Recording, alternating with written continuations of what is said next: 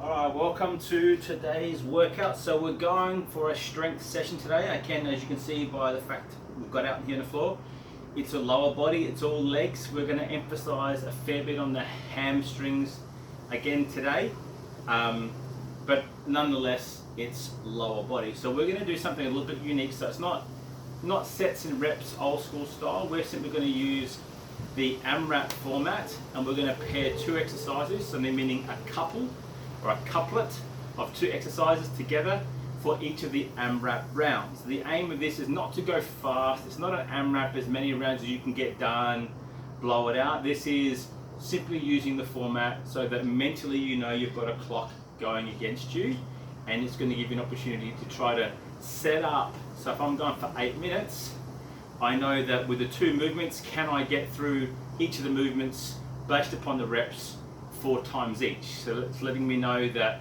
I'm going to complete a round within 2 minutes.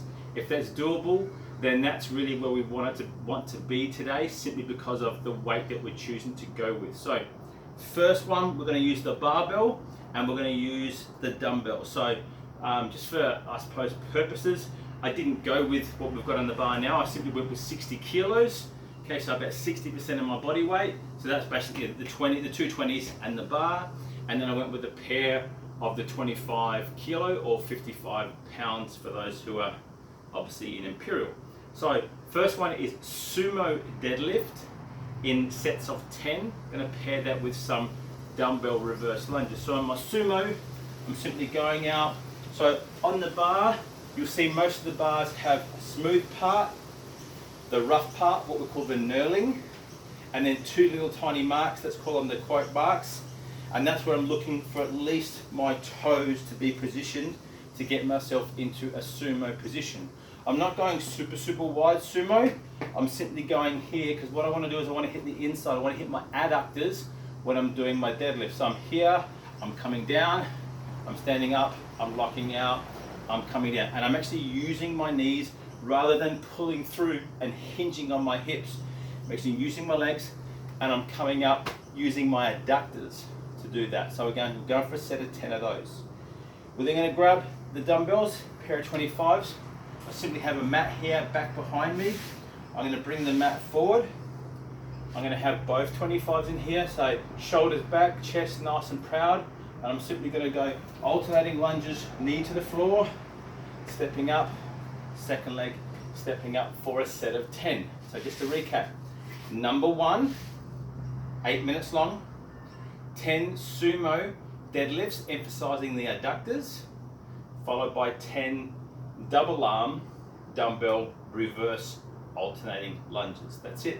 8 minutes. We're going to give yourself a 2-minute break, which should be enough for you to settle back down and get ready to go again. So weight wise, I happen to go with the 25s and 55 pounders, and I've gone with 60 kilos, roughly 60% of body weight. In actual fact, a little bit more, but nonetheless, roughly that's the ballpark that I want to be going to because I can handle a set of 10. After the 2-minute rest, I'm going to go into AMRAP number 2. So AMRAP number 2, we're going to go with Romanian deadlift, or your conventional deadlift as you would call it. And I'm going to pair that with a walking movement with the heavy set of kettlebells. So again, Romanian deadlift, conventional deadlift you might want to call it. Hands by my side, feet natural position. I'm going to use the bend of the hips and the hip drive and thrust to get it up. The bar is what I had it on, so it's only set at 110 kilos. So again, that's roughly around 50-60% of what might be a 3RM. Okay, so I can hit about 180, 190 for 3 reps, pretty consistent. So that brings that back down to around about, this is about 60% mark of my conventional deadlift. I'm going to do that for a set of 8. So I'm just going to do 8. We're not going to go for the 10. So 8 is going to be taxing. I'm going to try and get 2 rounds at 8, and then I'm going to go the remainder at 6, simply because I know that I'm going to fatigue after round 1. The paired exercise is the kettlebell. It's a walking movement where I've got like a farmer's walk, but I've got one kettlebell in the downward position, or I've got the second kettlebell in the rack position. Okay, so I'm not overhead, just simply sitting in the rack position. These are a pair of 32 kilos, so they are the heavy mofos that we've got here, and it's going to force me to walk not fast, but I want to literally walk slow. This is sort of the tempo. So if I'm out there, I'm simply going for a lap down the driveway, and I want to simply walk like this. I want to walk as slow as I can be. That's going to test my grip. It's going to force me to really posture up, have my chest proud, and actually focus on putting that into the rack position. So the kettlebell is sitting in here. It's not sitting up here. It's not sitting up here. It's sitting in the rack position, which is going to want to pull me forward. So the reason for I'm doing this is down, this is down. I've got to pull up. It helps me work on what we call our little cross-body sling that you're going to go find that comes across your body. So again, I'm going to take a walk down the driveway, 15, 20 meters or so. I'm going to get to the end, I'm going to turn around and I'm going to switch hands and bring it back up. That's it. Pretty simple. 10 meter one direction, turn around, 10 meter back. And there goes the smoke detector in the house. Okay. So again, repeat conventional or Romanian deadlift with that walking kettlebell. Let's call it a modified farmer's walk.